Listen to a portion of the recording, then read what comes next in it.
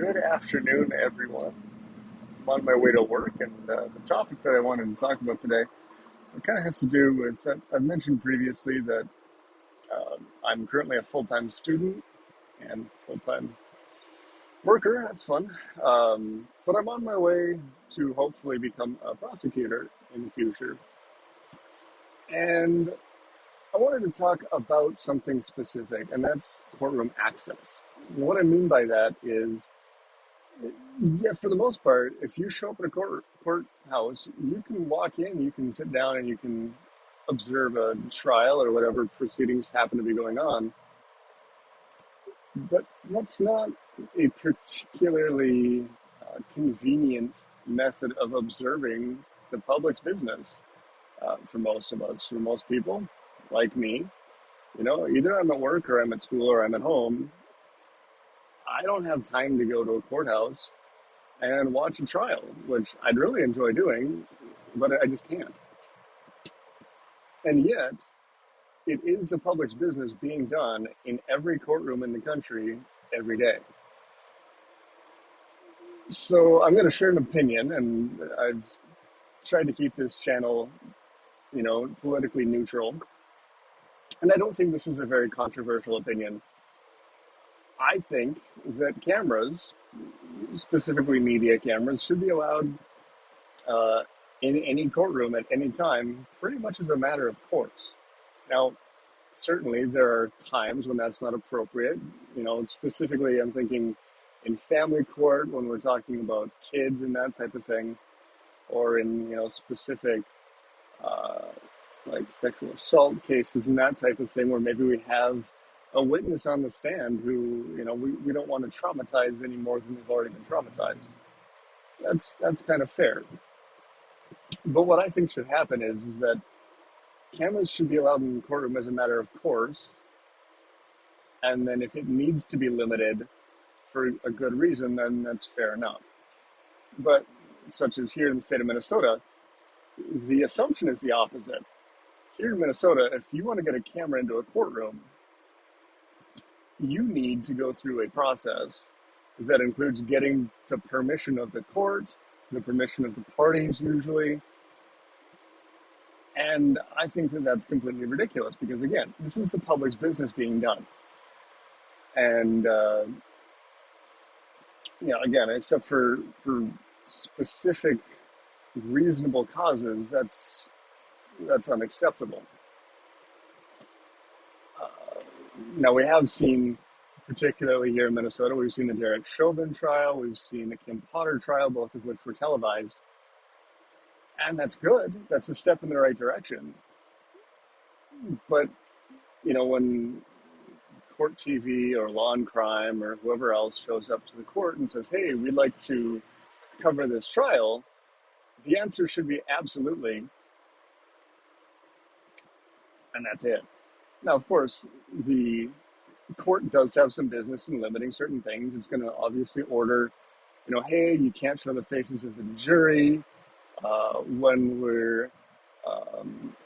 we have the parties approach the bench and having a conference there.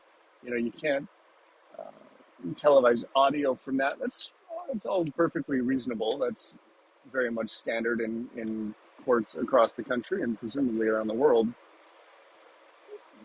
But for the most part, the access itself should be a given.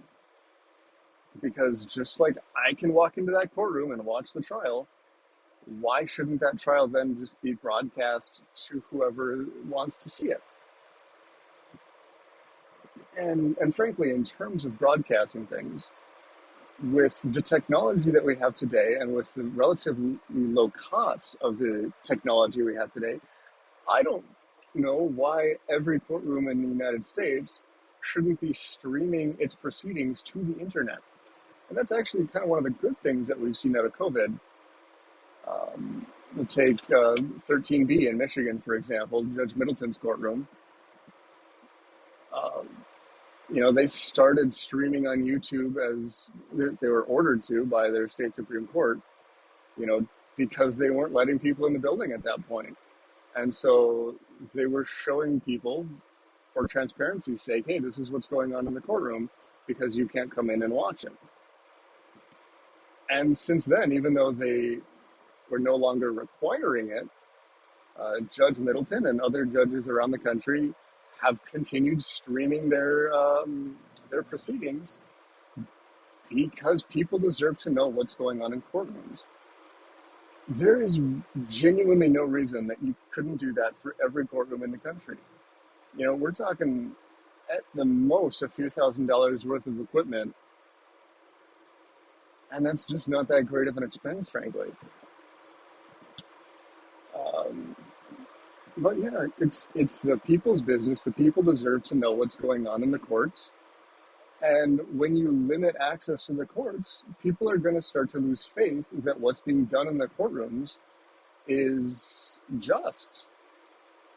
And so, for that reason, I laid out everything that I believe. Unfortunately, here in the state of Minnesota, some folks at the Capitol looks like they're kind of reconsidering what these rules are, and I genuinely hope that they completely reverse the assumptions when it comes to broadcasting court proceedings. It should be that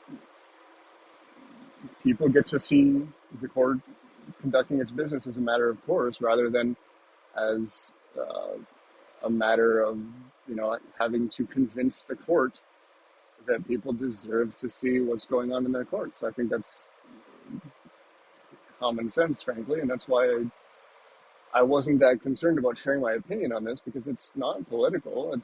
I think that people on every side of the political spectrum can agree with that. The people deserve to know what's going on in their courts, and the people deserve to know what's going on in their legislatures. And frankly, I think that it goes all the way up to the Supreme Court itself, where right now the best you can get is an audio recording. I think actually maybe an audio stream when the court is hearing arguments. But there's no reason that the Supreme Court shouldn't have cameras in it. And frankly, I'm sure that C-SPAN would be more than happy to pay for whatever equipment that would require. But yeah, that's all I got for now. I appreciate you listening. Like, comment, subscribe, and we'll see you next time.